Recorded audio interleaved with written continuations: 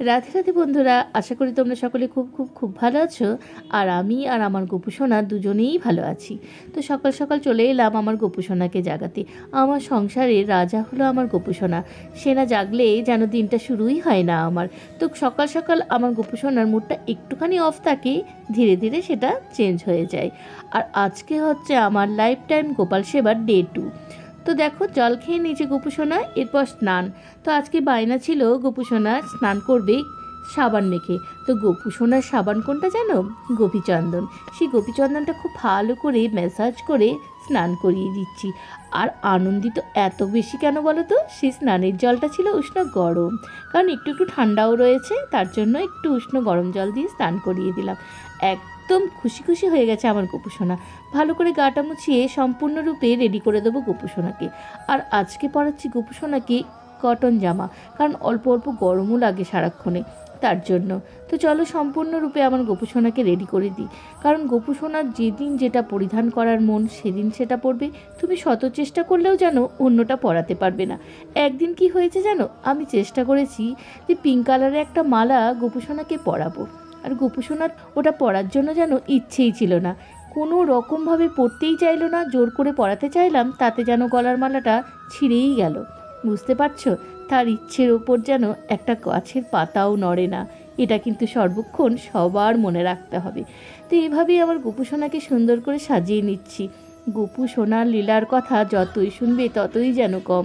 প্রথম প্রথম আমিও ভাবতাম এরকমটা হয়, গোপু সোনা সত্যিই কি লীলা করে। কিন্তু এখন গোপু সোনাকে আমার কাছে পেয়ে সেটা যেন বুঝতে পারছি, আর সম্পূর্ণরূপে অনুভবও করতে পারছি। এই অনুভব করার আসল কারণই হচ্ছে ভক্তি।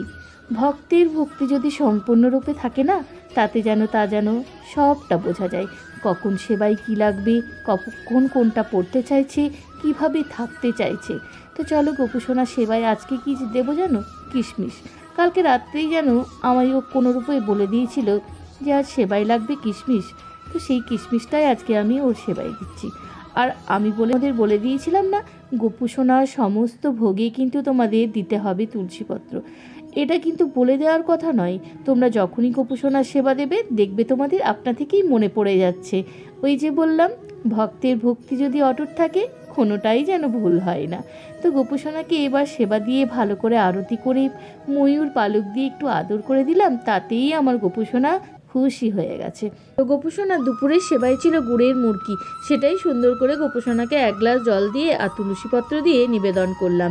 এতেই আমার গোপু সোনা কত বেশি খুশি, কারণ গোপু সোনা যেদিন যেটা সেবা বলে দেয় সেটা যদি দেওয়া হয় তাতে সত্যিই খুশি হয়।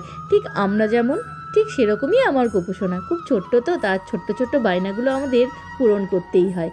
এই দেখো আমার গোপু সোনা কত সুন্দরভাবে সেবা করে নিচ্ছে। আর জল সেবাও করিয়ে দিলাম। এরপর গোপু সোনাকে একটু রেস্ট করতে দেবো। তো রেস্ট করার সময় গোপু সোনার বাসিটা আমরা একটু খুলে রেখে দিই, আর লাইটটাও নিভিয়ে দিই, এতে সুন্দরভাবে গোপু সোনা আমার রেস্ট করতে পারে। এরপর সন্ধেবেলায় চোখ মুখ ধুয়ে আগেই বাসিটা দিয়ে দিলাম, তারপর ধূপ দিয়ে সুন্দর করে আরতি করে এরপর রাত্রের সেবা গোপু সোনাকে দিয়ে দিলাম। তো গোপু সোনা রাত্রের সেবাতে ছিল আজকে সোনপাপড়ি।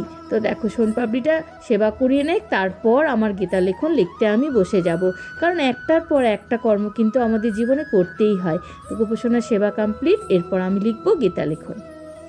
গীতা লেখন ডায়েরিতে প্রত্যহ আমি যেটা লিখি সেটা হচ্ছে সংস্কৃত ভাষায় লিখি, আর সেই সংস্কৃত ভাষারই বাংলা অনুবাদটা তোমাদের আমি শোনাই। তো আজকে যেটা বাংলা অনুবাদ সেটা হচ্ছে, যিনি কর্মফলের আসক্তি সম্পূর্ণরূপে ত্যাগ করে সর্বদা তৃপ্ত এবং কোনো রকম আশ্রয়ের অপেক্ষা করেন না, তিনি সব রকম কর্মে যুক্ত থাকা সত্ত্বেও কর্মফলের আশায় কোনো কিছুই করেন না। এই প্রকার জ্ঞানী ব্যক্তি তার মন ও বুদ্ধিকে সর্বতোভাবে সংযত করে কার্য করেন। তিনি প্রভুত্ব করার প্রবৃত্তি পরিত্যাগ করে কেবল জীবনধারণের জন্য কর্ম করেন।